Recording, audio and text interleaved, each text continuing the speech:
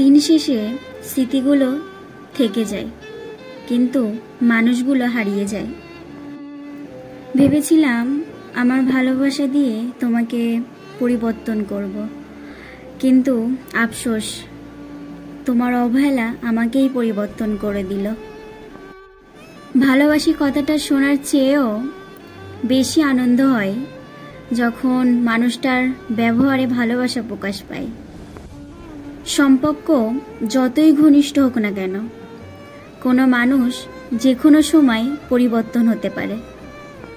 সবাই বাইরে থেকে দেখে বলে যে ভালোই তো আছে, কিন্তু কেউ কি তার মনের ভিতরটা দেখে? হাসতে শেখানো মানুষটাই একদিন কাঁদিয়ে ঠিক চলে যায়।